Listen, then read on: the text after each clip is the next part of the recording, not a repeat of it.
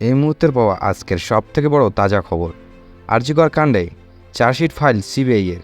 সঞ্জয় রায় ধর্ষণ ও খুন করেছে বলে উল্লেখ সিবিআইয়ের চার্জশিটে। তো বন্ধুরা, বিস্তারিতভাবে জানিয়ে দেব, অবশ্যই ভিডিওটি শুরু থেকে শেষ অবধি দেখবেন এবং চ্যানেলে নতুন হয়ে থাকলে চ্যানেলটি সাবস্ক্রাইব করে পাশে আসা বেল আইকনটি প্রেস করবেন। চলুন খবরের দিকে।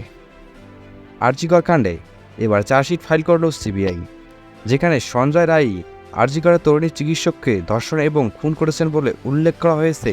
আরজি করের চিকিৎসক ধর্ষণ এবং খুনের মামলায় কেন্দ্রীয় তদন্তকারী সংস্থা ফাইল করা চার্জশিটে সঞ্জয় রায়কে ধর্ষণ এবং খুনের হিসাবে চিহ্নিত করা হয়েছে।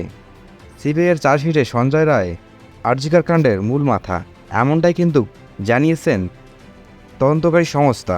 তো বন্ধুরা, আপনাদের কি মতামত?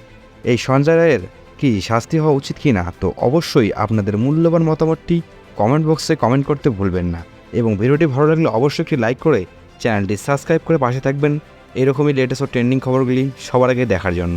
তো বন্ধুরা, দেখা হচ্ছে পরের ভিডিওতে।